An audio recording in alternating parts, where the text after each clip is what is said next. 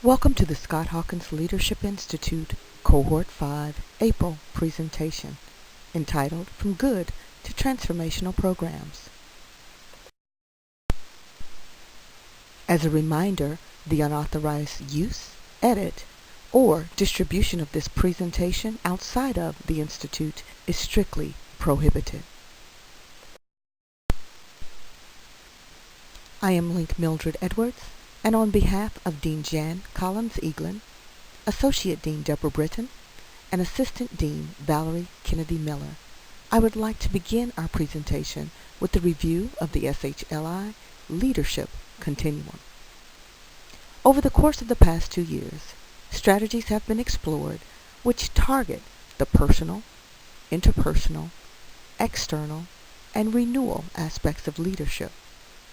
The goal of the SHLI Continuum is to provide participants with the tools needed to effectively lead within the links incorporated. When utilized, these tools not only increase leadership competency on an individual basis, they also work to positively build and sustain the links incorporated as an organization. Leadership strategies, as you know, are ineffective when not exercised appropriately or consistently. The goal of this assignment is to provide participants the opportunity to operationalize the aspects of the leadership continuum that lead to the development of transformational programs and a greater understanding of how one can lead at any level within the organization. Working in teams, you are to select a chapter program and submit recommendations that would help you to accomplish greater program success.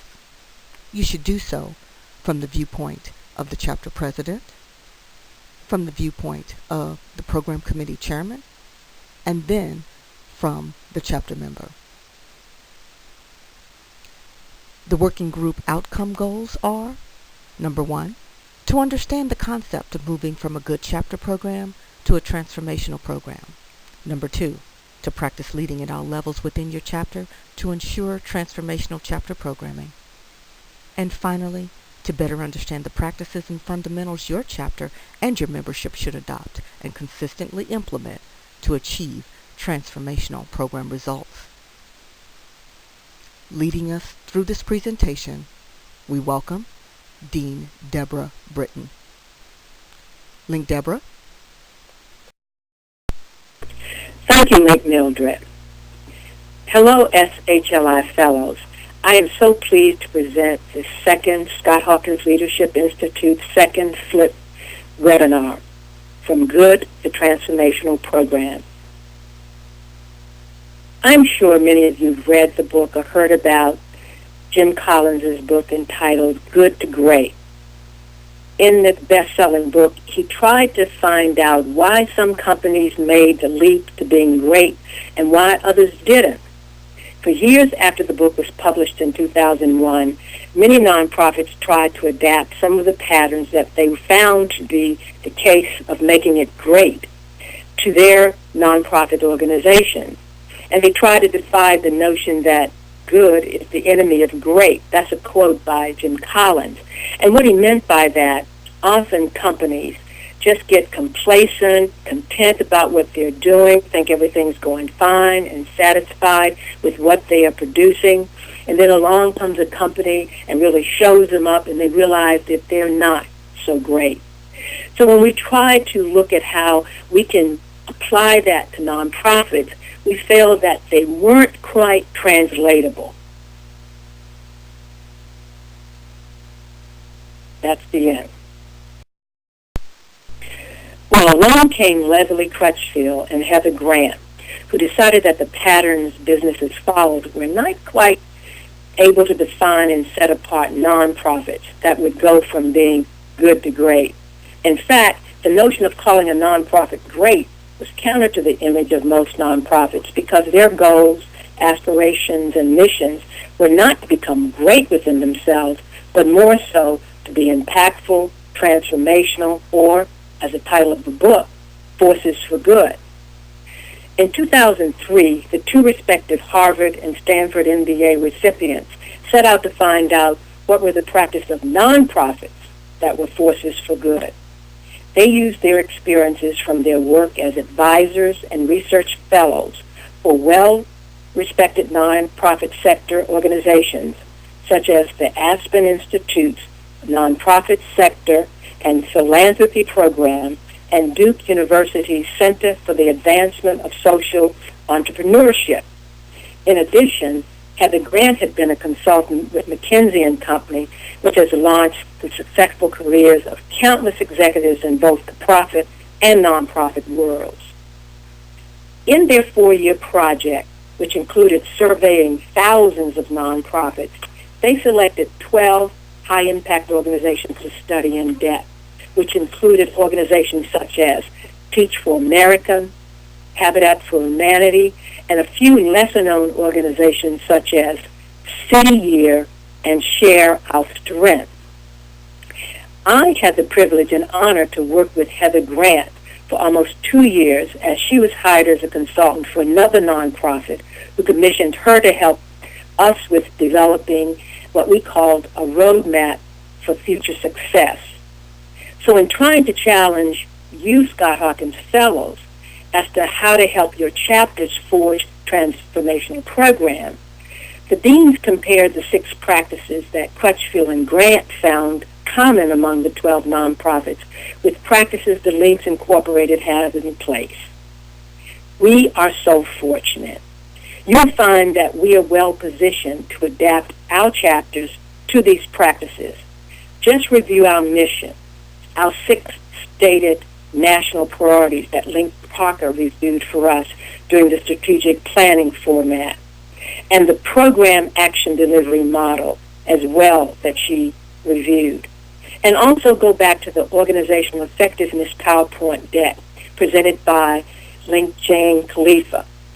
You'll find that if we commit ourselves and our chapters to adapt these practices that the authors found useful, we too can defy the notion that good programs are the enemy of transformational programs, so that we will not be afraid to take those steps to truly come up with transformational programs. So what are the 6 practices that they came up with?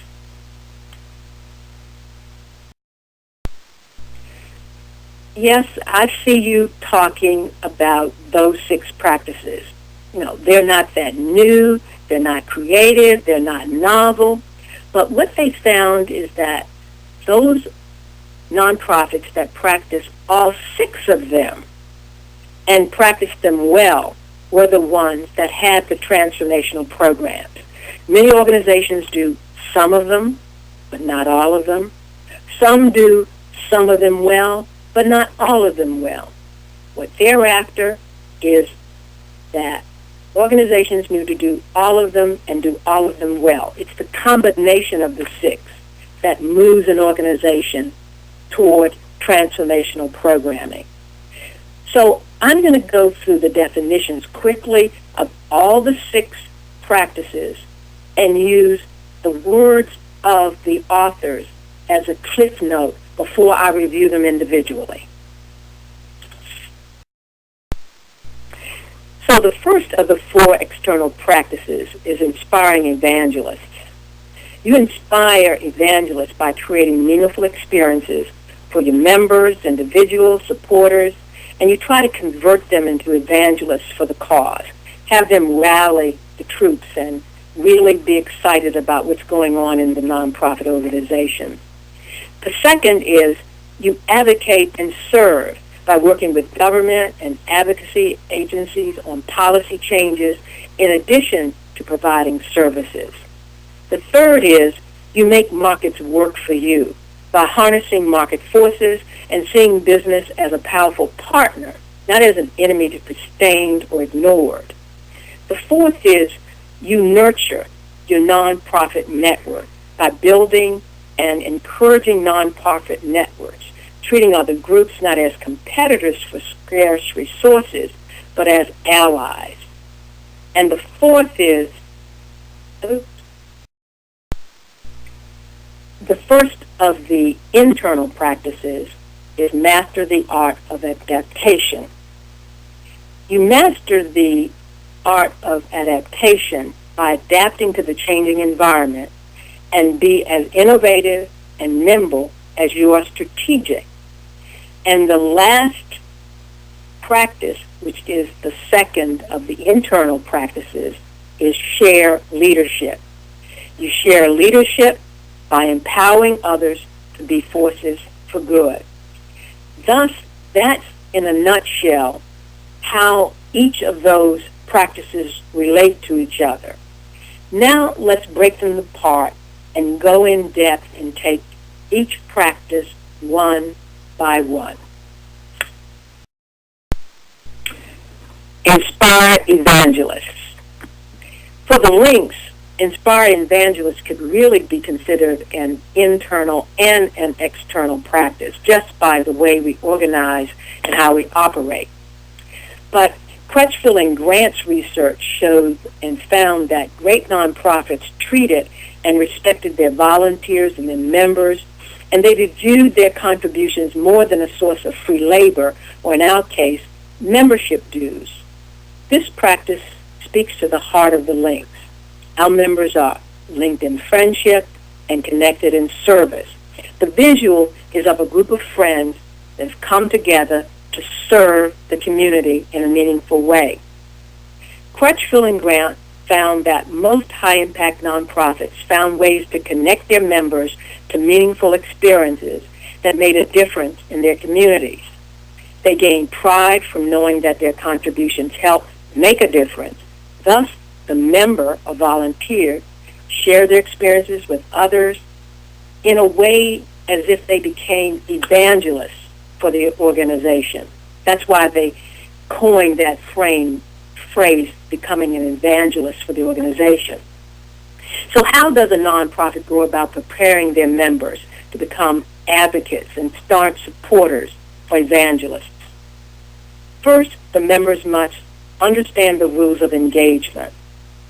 We're good at this. We have a structured orientation program for new members, and we do stress the mission, the vision, and the values of our organization.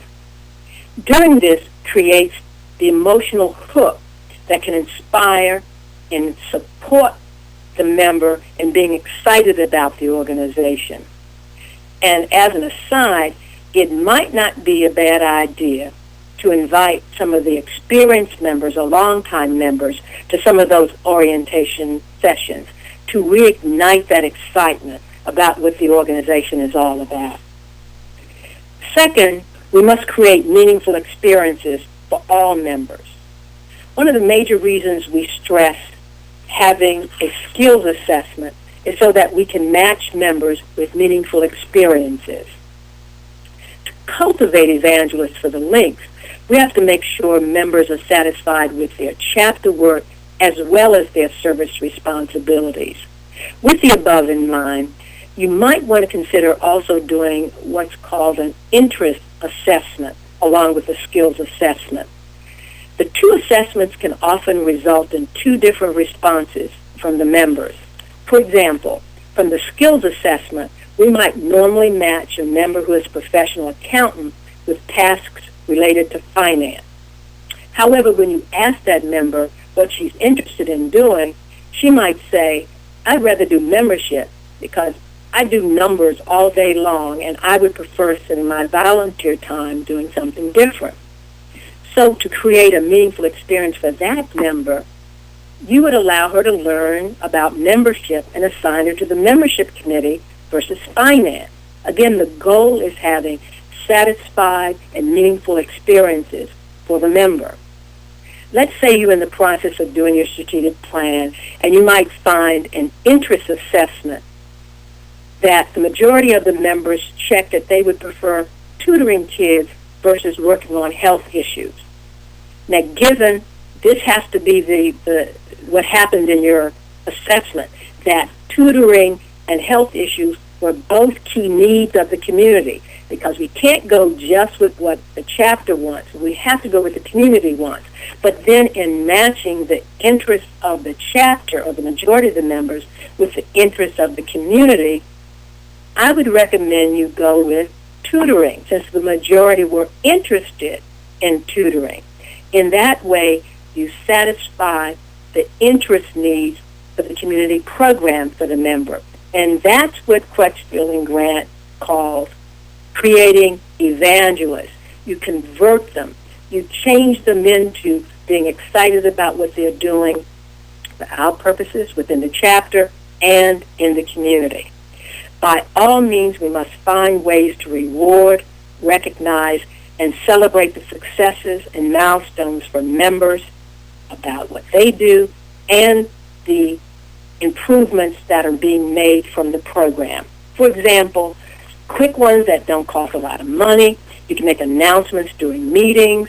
You can submit applications for area and national awards, or you can send quick thank you emails or smiley faces to committee members, keeping them excited about the progress being made, and do report that progress to the members. Because again, it gets them excited, and these are all things that keep them riled up and, as they say, evangelists for sharing the story. But the mark of real celebration for high-impact nonprofits is when you can send out a press release about your program with a headline that might read, "The link helped students achieve a 35% increase in their grade point average in less than 2 years." What a celebration for the members, the chapters, the students, and the idea of the impactfulness of that program. Being able to have that kind of excitement commits the members to the organization, to the program. They begin to tell others. They help you find new members, keep new members, retain members. All of this goes back to building what the authors call a beloved community of support. And when this is intentionally done, the latter is key for high-impact nonprofits moving toward transformational programs, because it's a collective action of the support of all the internal members and their collective support that goes into mobilizing the community as a powerful force for change.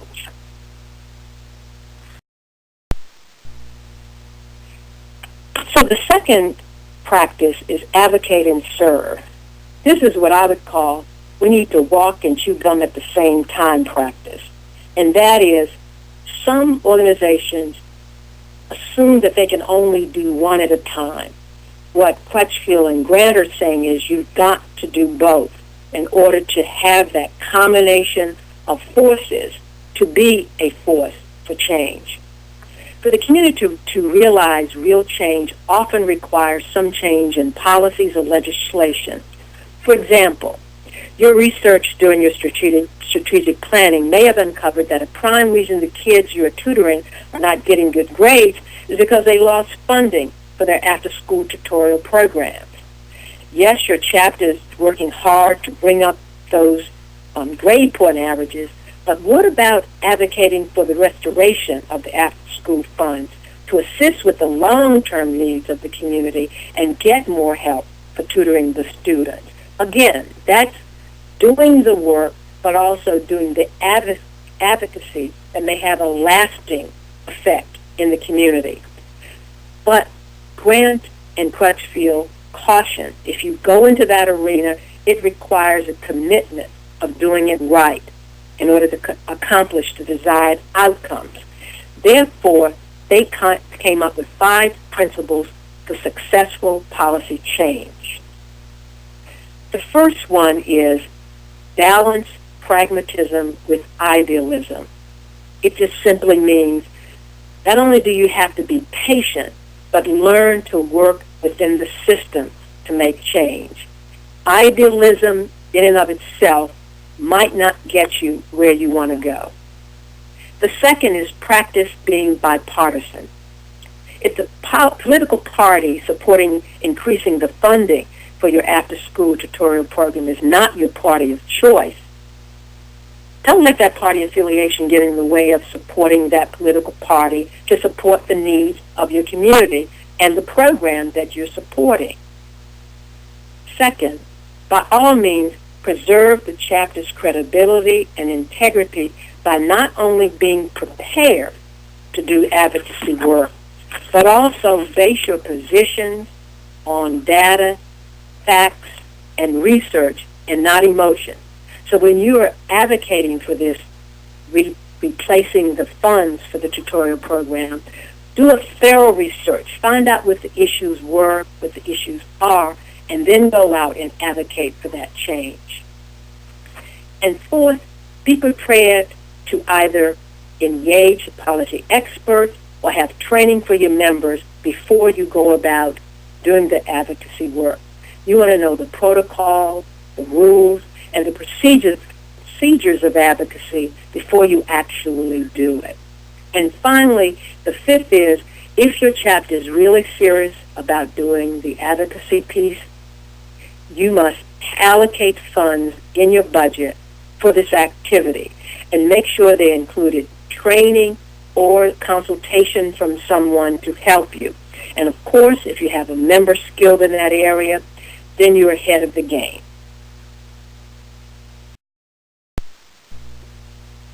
The third external practice recommended by Crutchfield and Grant is making markets work for the benefit of the organization. In other words, seek to partner with businesses. Is business the enemy of nonprofits? No. In fact, many profit-making companies have senior-level executives who work full-time managing the company's image, brand, and community contributions as part of the company's business strategy. We need to make sure our links chapters are in a position to be major partners in that strategy for those companies. So how do we make that happen? This is where we go back to the first practice of inspiring evangelists. First, if you have a program that is accomplishing significant outcomes as planned, and if you have a membership that is fully engaged and excited about such accomplishments, it makes it easier to sell or propose a partnership with a company that has funds to give and that can identify with your successes and can actually see a social, branding, or financial reason for the company to partner with the chapter. As well, members who are inspired by the chapter's successes are more willing to recommend their own companies as potential partners or the companies for whom they work. When your chapter takes on this practice, Crutchfield and Grant make the following recommendations. First, make sure your chapter retains its distinct mission, vision, and values. Therefore, chapters should partner with companies that share their values, yet allows them to retain their unique qualities distinct from the business. Second, engage the business partners by building on the successes identified by your programs as a major hook for them to partner with you. This is why evaluating and assessing your outcomes based on data and not just anecdotes is so important. To say that we have raised the grade point averages of the students by 35% within the first year is much more compelling than to say we have 15 members who tutor kids 3 days a week. The former sounds impactful. The latter just sounds good. Remember, we're trying to move from good to transformational, and it is a process requiring a host of changes to get to that process ending. 3, often nonprofits get confused about the differences they bring to the partnership over what and why the businesses are partnering with them. Therefore, Crutchfield and Grant stress that nonprofits should not seek to be like a business, but appreciate what they bring to the partnership. And that's valuing our contribution for the money or even the time that they spend working with us. 5, at this point, it is important to mention another reason to do a membership skills assessment. It is often via the skills assessment that we identify members who have connections to some of the key potential partnerships we want in the community. I go back, however, to say that if that member is one of the evangelists who is excited about what the chapter is doing, she is more likely and willing to help us forge and grow the partnership with her company or her employer. Crutchfield and Grant recommend that nonprofits approach the business for support not merely as an altruistic act, but more as a benefit related to the business's social responsibility or branding goals, thus providing and proving that social responsibility and making a profit are not mutually exclusive. Business want to partner with nonprofits that are doing transformational work. It can enhance their brand as well as ours. At the same time, the company benefits financially often from that positive public relation.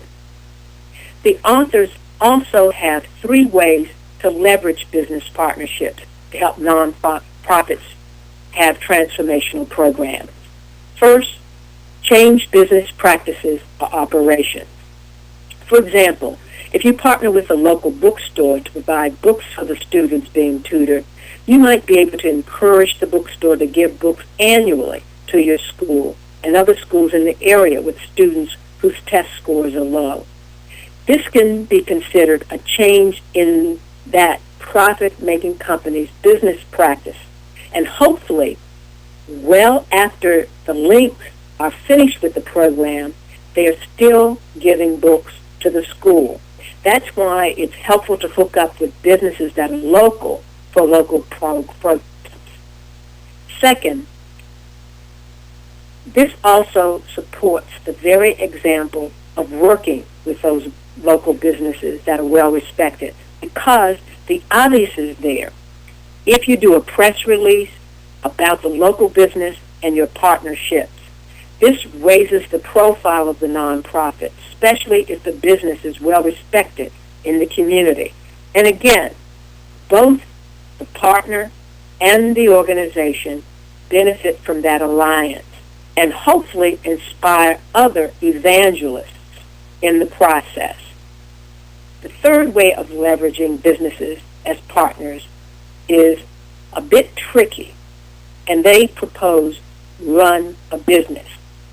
I'll explain it and at least give one example of how it might work for us. Often, many of the businesses that partner with a nonprofit can turn their part of the contribution into a business. For example, let's go with our bookstore. We might have the students write stories and poems and find that they're so good that we get them published or have the local bookstore help us publish them. And as a local effort, they're being sold. And if it's being told that the profits from the books that the students have produced their poems and stories in goes back to support the program, that's again a win-win for the local bookstore. It gets people coming into the bookstore and what the companies usually call lost leaders. You get them in, you might get them to buy that book and some other book, but also it gives funds for the program. It celebrates the work of the students. And if you again hear the scenario of this evangelical or evangelistic kind of movement, it gets everybody excitement for the program, and you get more partners, you get more people participating, and on and on.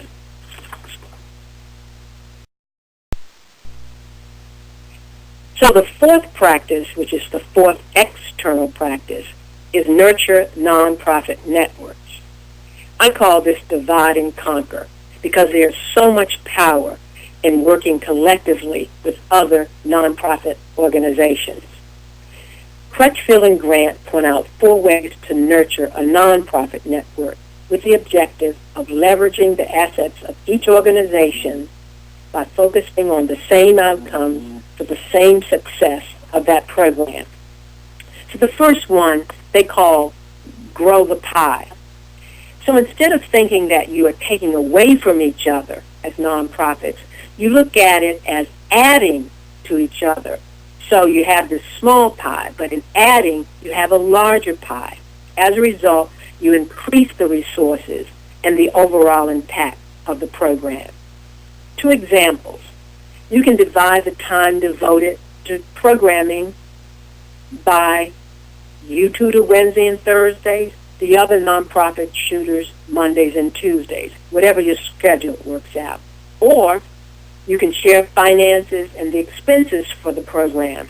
And this is where nonprofits can really share in expenses. And especially for us, we have the best practice of having a diversified funding for the program. And that's considered a general best practice. For example, you need to have funds from your members, from your partner businesses, your partner nonprofits, even if it's in kind, and hopefully from the broader community through your activities or your non-activity fundraisers. By that I mean, when you have especially an outside fundraiser, try to make sure you advertise the fundraiser in the name of the program versus you often see we're raising funds for community programs. Nobody knows what that means. So if you actually have a program that you're trying to support, and we'll call this the Wilson High School Tutorial Program, you'll get more leverage by saying the funds are going to support the Wilson School Tutorial Project. Let me give you some examples how you can leverage that. Not only when you're publicizing it, you might get a local paper to interview you, send it around the Wilson School Tutorial Program, but you throw in the fact that you're raising funds so that we can have more tutors or more books or more resources for the program. You might get a former Wilson graduate knowing this who couldn't come, and if you have on your invitation, if you're not come to contribute, they're more likely to contribute to the Wilson Tutorial Program than your general statement community programs. As well, the PR around that just adds to the excitement of whatever that event is, whether it's a walk, run, or gala. The excitement by even involving the recipients of the service in the fundraiser, again, rallies the troop around that fundraiser and adds to the dollars you can get after the fact. So the second practice that they came up with is sharing knowledge. By sharing knowledge with each other, that's each of the nonprofits, you increase the efficiency and effectiveness of the members within the network. Thus, you become a more influential and effective force for good. For example, you may have members who are experts in math and science, so you do the tutoring, but you engage with a nonprofit that specializes in advocacy work. You get to save on the advocacy, but yet an expert is doing the advocacy work, so you divide and conquer. You do this, I do that. Another would be your members have a relationship with the local bookstore. So that's how you got the books to donate to the students. Whereas one of the other nonprofits has a connection with the local grocery store. And through that connection, you now have snacks that you don't have to expend money for the kids for the after-school program. Again, it's that divide and conquer, sharing responsibilities. In the end, you increase not only the resources for the project and program, but also the outcomes can be greater. Third is developed leadership. Here what they're meaning is that as you work together, you have another kind of leadership skill in working across the nonprofit that you're working with. And that in itself is a learning and effective thing for the individual nonprofits. And finally, work in coalition. After the networks have been forged, you are more able to build additional networks, not just partnerships, but clearly networks. And in that way, you share funding, expertise, talents, and the high impact nature of that sharing, the power and credit will mobilize your network for greater impact. Thus, you can think about having city or county-wide programs for tutoring kids after school, because you now have a coalition of people who believe in this model that you have come up with. Because you've already, just in 2 years, increased the rate 35% when you might have had in your strategic plan 25%. So you see the power of what you did. Now, you measured that. So you're selling to the nonprofits the advantages of the program you have together. So as a coalition, let's place these in more and more schools. And again, this grows and grows, and you have more power and impact in your community.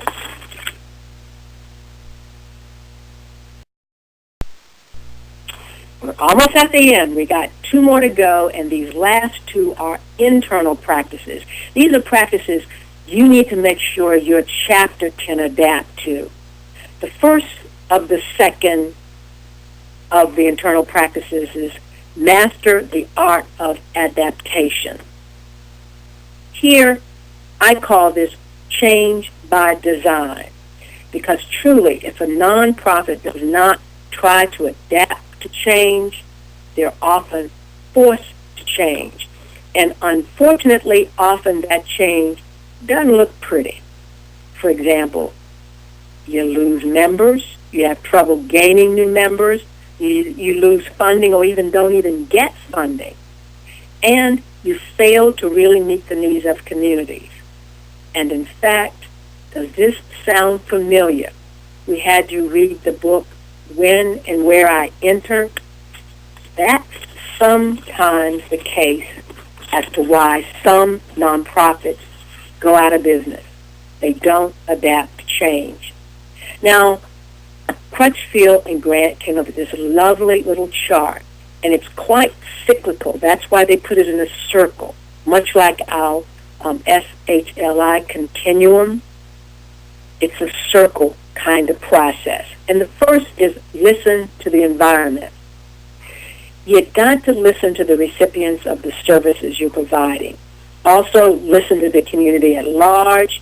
Listen to your donors. Listen to chapter members, your partners. You just listen, listen, listen. This goes to one of those principles Covey talks about. Read and listen and know and learn as much as you can about your subject area. And in this case, we're talking about tutoring schools. And all that you want to do is listen and learn from all of that. But as you listen and learn, it gives you ideas to the second, experiment and innovate. And here, don't be afraid to fail. A lot of us don't experiment and innovate because we're afraid to fail. But if we quickly have the third thing, evaluate and learn, then that can catch when you fail. You change up and go back and try something else. And in fact, when you're trying to innovate, most often people say, try to think of solutions outside the box. I don't know if you've heard Deepak Chopra's saying, he says, in quote, instead of thinking outside of the box, get rid of the box, end of quote. And I often say, start with a clean slate. So when you're trying to experiment and innovate, really try to think of novel and interesting ways to implement the program and base them on some of the research and the listening that you heard when you listened to the environment. The third is, as I repeat, evaluate and learn from what you learned through the evaluation. Always rely on data from your research and evaluation as you experiment and you evaluate. Think about various ways you can tutor differently the students. They may have given you some ideas through the conversations you've had with them. But take advantage of your evaluative tools and come up with some different ways to make sure you're delivering the best services to the students. In doing so, that has you modify the program and plan and be willing to change if you find that there is a better way of doing something. As I said earlier, if something is not working right, quickly make a change. And that's where that cycle continues to repeat itself, because you listen, you evaluate, you experiment, you modify, you listen, and so it's a cyclical kind of thing, and they said this should be an ongoing process the whole time you're trying to work with your program. Again, in some of the organizations that are not so successful, they go through this process once and they end it. The idea is that it's an ongoing process. And again, when you listen and hear about the principles that we set out for our organization and our vision and all these things that we have documented in our documents support all of these practices and principles that Crutchfield and Grant are proposing.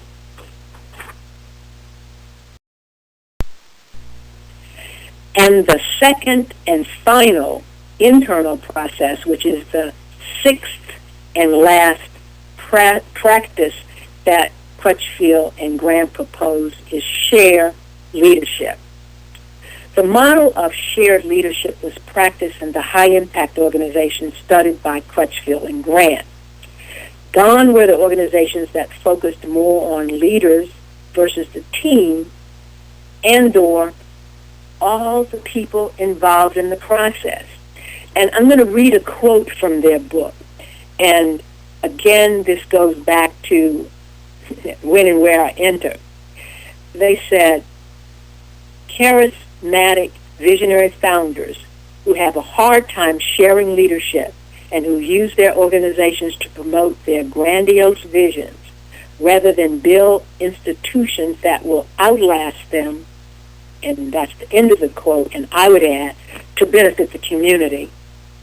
They are the ones that don't succeed in being as impactful as they could. And I actually say out again, because this is a practice we cannot afford to not have within the Links organization. Leaders have to be groomed along the way all throughout the organization. Thus why we have you practice leadership at all levels of your membership in the organization. So they also propose leadership does matter. Again, people at all levels should be trained, and they coined this phrase, collective capacity. In other words, give the power to committee chairmen as well as work groups and teams so that collective decision-making and the 360-degree leadership that is implied here is what are part of what we're proposing for you fellows in the SHLI program. These kinds of shared leadership practices really shore up the capacity of an effective nonprofit for its future growth and stability. And finally, shared leadership means that you should elect an engaged, committed, and diverse board. And if appropriate, not always for our purposes, have on that board members who are part of the partnership.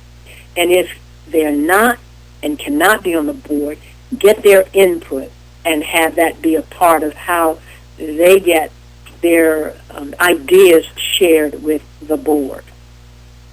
I'm going to read again to you, or not again, but read to you the 6 national priorities of our organization. And you will hear as I read them, many of the practices or the elements of the practices from Forces for Good are embedded in our 6 priorities. 1, deliver and sustain transformational programs. 2, enhance member services and engagement. 3, fund development and fiscal responsibility. 3, organizational assessment and alignment. 5, leadership development. And 6, promote the Links brand. Almost each of those priorities are embedded somewhere in those 6 practices. Now that you've heard those practices, I'll now give you an idea of what an impactful organization can look like. So these transformational program signs are a combination of practices that the links has in place and encourages, and comments from the book Forces for Good. First, the chapter has gone through the prescribed strategic planning process. Next, you've involved as appropriate the recipients of the service in the planning process. Next, the membership has endorsed and supported the strategic plan derived from the planning process. Next, monitoring and evaluation systems are in place and used regularly and documented. Next, members are being held accountable for assigned tasks and duties. Next, the results expected in the plan are being accomplished and adjusted when and where needed. And your chapter has partnerships or collaborations with a high-profile nonprofit and a business in your community. In addition, you constantly adapt, modify, or change program tactics by design. You also master the cycle of adaptation, which fuels innovation and change. You also balance between stifling bureaucracy and unbridled creativity. Thus, innovation, innovation, innovation. You invest in training and preparing the entire membership to lead and to serve. You have a diversified plan to raise funds to support your programs and your chapter operation. And finally, you invest in technology, management systems, and ensure that the requirements to maintain the chapter in good standing are met in a timely manner. Of course, the latter meaning, if you don't do that, you won't even exist, so we won't even have you become a partner in empowering our communities. At this point, I really hope that you have a better understanding of the 6 practices that Heather Grant and Leslie Crutchfield propose that would have you be a force for good. What we now have provided are a few slides from previous texts to make sure you're grounded in a few tools that will help you with the assignment. And the first is appreciative inquiry. There are 4 slides from that deck, just in case you couldn't find it.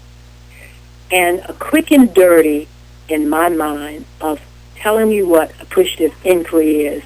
That is, often when we are trying to solve a challenge, we think about what we don't have, what we can do, and we spend so much time on that, we don't really look at what we can do well, what we have done well, and particularly what we have before us. And so in trying to solve the assignment challenges, we really want you to apply the tool of appreciative inquiry during that process. And again, it's discovering, dreaming, designing your destiny. And you do all that using what is it that we do well? What can we build upon? What we can expand? And what do we have that we can use to get us what we need and or want? So keep that in mind as you look at the assignment before you. So again, you have 4 slides in this deck that you should study further on appreciative inquiry. I think we did that when you were at your regional conferences.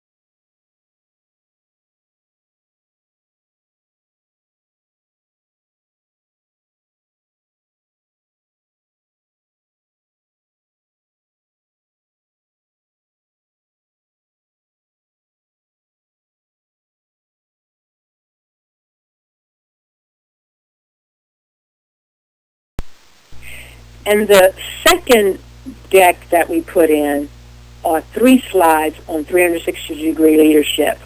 And this first one, I just have to read these myths as I introduce the summary of what this one is. The myth of, I can't lead if I'm not at the top.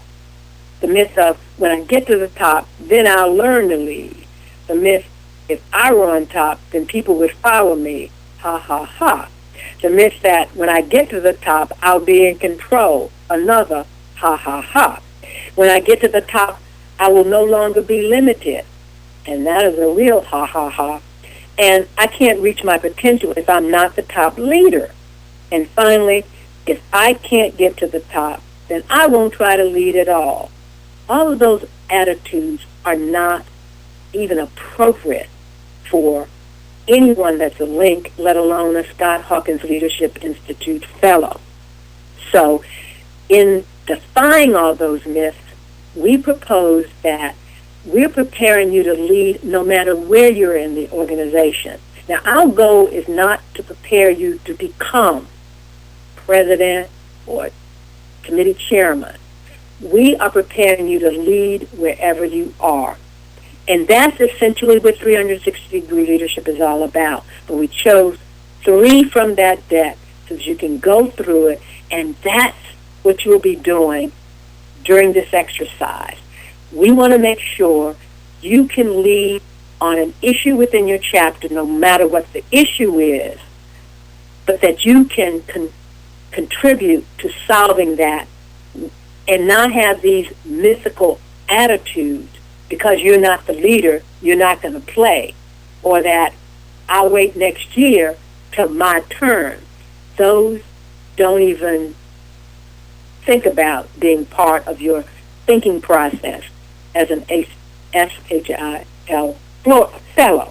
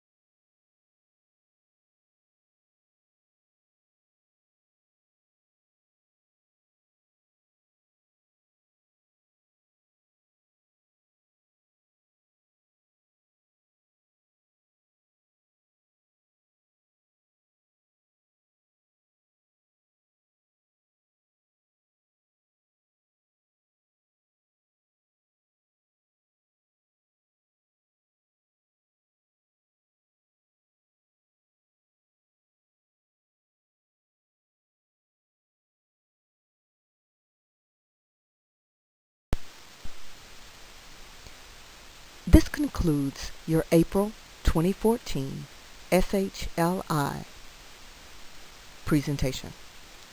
From Good to Transformational Programs. Thank you so much, Link Deborah. Area discussions will be held, facilitated by your respective area dean on Monday, April the 28th at 9 o'clock p.m. Eastern Standard Time, 8 o'clock p.m. Central Standard Time, 7 o'clock p.m. Mountain Time, and 6 o'clock p.m. Pacific Time. The time of your area call may change, however, if arranged by your area dean. Questions for the discussion will be sent to all fellows 1 week before the session. Again, thank you for your participation.